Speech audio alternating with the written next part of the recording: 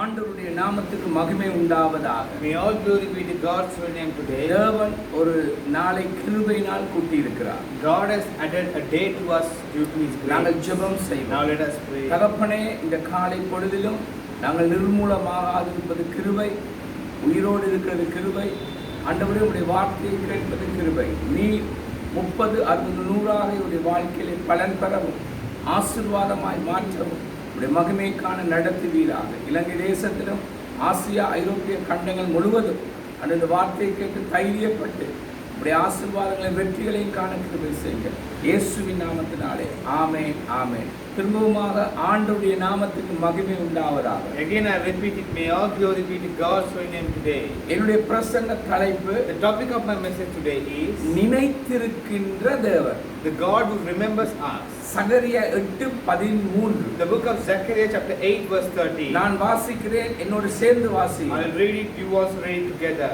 சம்பவிப்பது என்னவென்றால், யூதா வம்சத்தாரே, இஸ்ரவேல் வம்சத்தாரே, நீங்கள் புறஜாதிக்குள் சாபமாய் இருந்தது போலவே ஆசீர்வாதமாய் இருக்கும்படி நான் உங்களை ரட்சிப்பேன். பயப்படாதீங்கள், உங்கள் கைகள் திடப்பட கடவது. Just as you, Judah and Israel, have been accursed among the nations, so I will save you and you will be a blessing. Do not be afraid, but let your hands be strong. வானம் பூமி ஒளியும் வார்த்தை ஒளியாது.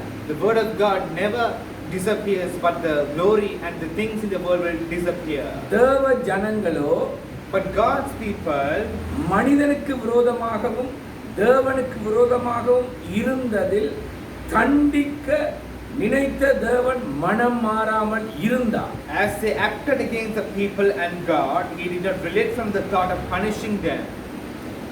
சகரியா 8:14. The book of Zechariah chapter 8 verse 14. சேனைகளின் கர்த்தர் சொல்லுகிறது என்னவென்றால், உங்கள் பிதாக்கள் எனக்கு கோபம் மூட்டின போது நான் உங்களை தண்டிக்க நினைத்து மனம் மாறாமல் இருந்தது போல. This is what the Lord Almighty says, just as I had determined to bring disaster on you and showed no pity when your ancestors angered me, says the Lord Almighty. இந்த வார்த்தையை நன்றாய் கவனியுங்கள். Listen to this word carefully. மனிதனுக்கும் விரோதமாகவும் தேவனுக்கு விரோதமாகவும் இருந்ததில் தண்டிக்க நினைத்த தேவன் மனம் மாறாமல் இருந்தார். Because they acted against people and God, He did not relent from the thought of punishing them. நன்மை செய்யும்படி தேவன் நினைத்திருக்கின்றார். God remembered to do good for the people. அன்பு கூர்ந்ததின் நிமித்தம் சிட்சித்தார். He disciplined them because He loved them. நீதிமொழிகள் 3:11-12. The book of Proverbs chapter 3 verse 11 to 12. என் மகனே, நீ கர்த்தருடைய சிட்சையை அற்பமாய் எண்ணாதே, அவர் கடிந்து கொள்ளும்போது சோர்ந்து போகாதே. My son, do not despise the Lord's discipline and do not resent His rebuke. தகப்பன் தான் நேசிக்கிற புத்திரனை சிட்சிக்கிறது போல கர்த்தரும் எவரிடத்தில் அன்பு கூறுகிறார்களோ அவரை சிட்சிக்கிறார். Because the Lord disciplines those He loves, as a father the son He delights in. நன்மை செய்யும்படி நினைத்திருக்கிறார். He has remembered to do good for us. அன்பு கூர்ந்ததின் நிமித்தம் சிட்சிக்கிறார். Because He loves us, He disciplines us always. முதலாவது குறிப்பாக, that's my first point. அவர்கள் செவி கொடாமலும் கவனியாமலும் போனார்கள். They did not give heed or pay attention to God's word. நீ எப்படி இருக்கிறாய்? How do you act? Zechariah 1:4. The book of Zechariah chapter 1 verse 4. உங்கள் பிதாக்களை போல் இராதேயுங்கள், முந்தின தீர்க்கதரிசிகள் அவர்களை நோக்கி உங்கள் பொல்லாத வழிகளையும் உங்கள் பொல்லாத கிரியைகளை விட்டு திரும்புங்கள் என்று சேனையில் கர்த்தர் சொல்லுகிறார் என்று கூப்பிட்டார்கள். ஆனாலும் எனக்கு செவி கொடாமலும் என்னை கவனியாமலும் போனார்கள் என்று கர்த்தர் சொல்லுகிறார். Do not be like your ancestors to whom the earlier prophets proclaimed. This is what the Lord Almighty says, turn from your evil ways and your evil practices, but they would not listen or pay attention to Him, declares the Lord. செவி கொடாமலும் கவனியாமலும் போனார்கள். They did not give heed or pay attention to Him. இரண்டாவது குறிப்பு, as my second point, அதன் அவர்களுடைய நடக்கையின் விளைவு இதுதான். the consequences of their behavior. புற மனிதர்கள் மத்தியில் சாபமாய் இருந்தார். They were a curse among others of the Gentiles. Zechariah 8:13. The book of Zechariah chapter 8 verse 13. சம்பவிப்பது என்னவென்றால், யூதா வம்சத்தாரே, இஸ்ரவேல் வம்சத்தாரே, நீங்கள் புறஜாதிக்குள் சாபமாய் இருந்தது போலவே, அப்படியாயிருந்தால் அவர்கள் செவி கொடாது கவனியாது அவருடைய நடக்கையின் விளைவை பார்த்தால் அவர்கள் எல்லாவற்றிலும் வேதனையாயிருந்தார்கள். Just as in Judah and Israel have been a curse among the nations, so I will save you and you will be a blessing. Do not be afraid, but let your hands be strong. நம் நிலைமையும் வேதனைகள், பகைக்கப்பட்ட நிலைமைகள், ஆசீர்வாதங்களை அனுமதிக்க முடியாத நிலைமைகள், ஆவிக்குரிய உன்னத அனுபவங்களில் உயர முடியாத நிலைமைகள். We too experience similar situations like sufferings, enmity, situations that do not allow us to receive blessings and be able to go to the heights of spiritual experience. நாங்களே வேதனையை சம்பாதித்தோம். We are going to experience suffering. இரண்டாவதாக தேவன் விரும்புகிறார் நாங்கள் மனம் திரும்ப வேண்டும் என்று. Secondly, God wants us to repent. நீதிமொழிகள் 28:13 உங்களுக்கு தெரிந்த வார்த்தை. You know the book of Proverbs chapter 28 verse 30. தங்கள் பாவங்களை மறைக்கிறவன் வாழ்வடைய மாட்டான், அவைகளை அறிக்கை செய்து விட்டு விடுகிறவனோ இரக்கம் பெறுவான். Whoever conceals their sins does not prosper, but the one who confesses and renounces them finds mercy. 1 யோவான் 1:7-9 வரை. The book of 1 John chapter 1 verse 7 to 9. அதை நீங்கள் வாசித்து இன்னும் மனம் திரும்பி பரிசுத்தப்படுங்கள். You read it and you repent even more. கிறிஸ்தவ தலைவனே, ஊழியனே, மந்தைகளே, எந்த தேசத்தில் இருந்தாலும் மனம் திரும்புங்கள். Christian leaders, pastors and ministers, even though in which country you are in, repent from your sin. 1 யோவான் 1:9 வார்த்தை. 1 John chapter 1 verse 9.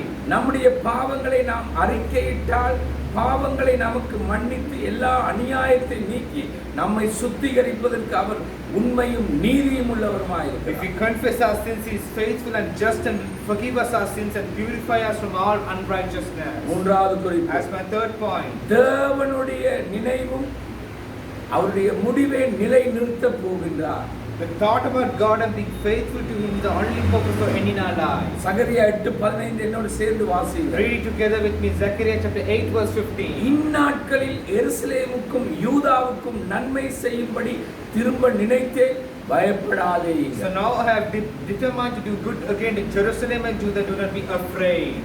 அருமையான தேவ பிள்ளைகளே, My dear child of God, தேவன் எங்களை நிலைநிறுத்துகிறதே அவருடைய முடிவு. it is the thought about God and being faithful to him is the only purpose or end in his thought. நன்மை செய்யும்படியே அவர் எங்களை We நினைத்திருக்கிறார். remember so that we can see his goodness in our life. நாலாவது குறிப்பு, As my fourth point, இனி நம் வாழ்க்கையோ மனம் திரும்பி கீழ்ப்படிதலோடு hereafter our life should be with repentance and obedience together. அதற்கு முதலாவது பகுதியாக According to that point A, சத்தியத்தையும் சமாதானத்தை நாங்கள் சிநேகிக்க வேண்டும். you must love the truth and peace in your life. சகரியா 8:19 சொல்லுகிறது. It is told in Zechariah chapter 8 verse 19. அதிலே கடைசி பகுதியை வாசிக்கிறேன். I'll read the last word. ஆகையால் சத்தியத்தையும் சமாதானத்தையும் சிநேகிங்கள் என்று சேனைகளின் கர்த்தர் சொல்லுகிறார். Therefore love truth and peace, says the Lord of armies. இனி நம் வாழ்க்கை மனம் திரும்பி கீழ்ப்படிதலோடு Hereafter we must live with repentance and obedience in our life. சத்தியத்தையும் சமாதானத்தையும் சிநேகிப்போம். Need to love the truth and peace in our life. ஒருவருக்கொருவர் உண்மையை பேசுவோம். Let us speak the truth together. சமாதானத்துக்கு அமைய நியாயமாய் நடப்போம். Let us live our life in a fair and a peaceful manner. அதுதான் மத்தேயு லூக்கா மாற்கு புத்தகங்களே சொல்லுகிறது, உப்புள்ளவர்களாய் இருங்க. It is said in the book of Mark and the book of Matthew, be like salt. உப்புள்ளவர்களாய் இருங்க. Be as salt. தேவ பிள்ளையே, So my dear children of God, உப்புள்ளவர்களாக இருங்க. be as salt. அதிலே அடுத்த பகுதி, The next part of this, இருதயத்திலிருந்து தீங்கு நினையாதிருப்போம். let us not think evil in our hearts. ஒருவருக்கொருவர் இருதயத்திலிருந்து தீங்கு Let நினையாதிருப்போம். us not be deceitful together in our hearts. இதன் முடிவு என்ன தெரியுமா? Do you know the consequences of it? அநேக ஜாதிகள் தேவனை தேட வாஞ்சிப்பார்கள். Many nations will seek God earnestly. ஆண்டவர் எங்களுக்கு நல்லவராய் இருக்கிறார். God is good to us. அவருடைய வாக்குத்தத்தங்கள் ஆம் என்றும் ஆமென் என்றுமாய் His இருக்கிறது. promises are yes and amen to us. சகரியா 8:16 21 வரை. The book of Zechariah chapter 8 verse 16 to 21. தேவனுடைய வாக்குத்தத்தங்கள் ஆம் என்றும் ஆமென் என்றுமாய் இருக்கிறது. God's promises are yes and amen. 16வது வார்த்தை, The verse 16, நீங்கள் செய்ய வேண்டிய காரியங்கள் என்னவென்றால் அவனவன் பிறனோடு உண்மையை பேசுங்கள், உங்கள் வாசல்களில் சத்தியத்துக்கும் சமாதானத்துக்கும் ஏற்க நியாயம் தீருங்கள். these are the things which you are to do. Let every man say what is true to his neighbor, and let your judging give peace in your town. ஒருவனும் பிறனுக்கு விரோதமாய் தன் இருதயத்தில் தீங்கு நினையாமலும் பொய்யானையின் மேல் பிரியப்படாமலும் இருங்கள், இவைகள் எல்லாம் நான் வெறுக்கிற காரியங்கள் என்று கர்த்தர் சொல்லுகிறார். Let no one have any evil thought in his heart against his neighbor, and have no love for false oaths, for all these things are hated by me, says the Lord. 19வது வார்த்தை சொல்லுகிறது, The verse 19 says, சத்தியத்தையும் சமாதானத்தையும் சிநேகியுங்கள். Love truth and peace. திரும்பவும் சொல்லுகிறேன், Again I repeat it. உப்புள்ளவர்களாய் இருங்கள். Be as salt. இதன் விளைவு, The consequence of this, 21வது வார்த்தை, the verse 21. ஒரு பட்டணத்தின் குடிகள் மறுபட்டணத்தின் குடிகளிடத்திலே போய் நாம் கர்த்தருடைய சமூகத்தில் விண்ணப்பம் பண்ணவும் சேனைகளின் கர்த்தரை தேடவும் தீவிரித்து போவோம், வாருங்கள் நாங்களும் போவோம் என்று சொல்லுவார்கள். And the people of one town go to another and say, let us certainly go with the request of grace from the Lord and to give worship to the Lord of armies, and I will go with you. நினைத்திருக்கிற தேவன் நிச்சயமாய் ஆசீர்வதிப்பார். The God who remembers us will definitely bless us all. பெரியோரையும் சிறியோரையும் He will ஆசீர்வதிப்பார். bless surely the both great and small. தொடர்ந்து கீழ்ப்படிதலோடு ஆசீர்வாதங்களை சுதந்தரிப்போம். Continuously let us inherit blessings with obedience. கர்த்தர் தாமே உங்களை ஆசீர்வதிப்பாராக. May God bless you. நாங்கள் ஜெபம் Now செய்வோம். let us pray. தகப்பனே, உம்முடைய வார்த்தைகளை விதைத்திருக்கிறோம். எல்லா தேவதாசர்களும் ஊழியர்களும் மந்தைகளும் இலங்கையின் வடக்கு தெற்கு கிழக்கு மேற்கு ஆசியா ஐரோப்பிய கண்டங்கள் வேடர் மத்தியில் எல்லா சபைகளும் ஊழியர்களும் உம்மை மகிமைப்படுத்தவும் உம்முடைய நாமத்தை உயர்த்தவும் ஆண்டவர் இந்த வேத வெளிச்சத்தின் மீது நடந்து ஆண்டவரே உம்மை கனம் பண்ணவும் நீர் கிருபை செய்யுங்க. இயேசுவின் நாமத்தினால் எடுக்கிறோம் நல்ல பிதாவே. ஆமென் ஆமென். கர்த்தர் தாமே உங்களை ஆசீர்வதிப்பார். May God bless you abundantly.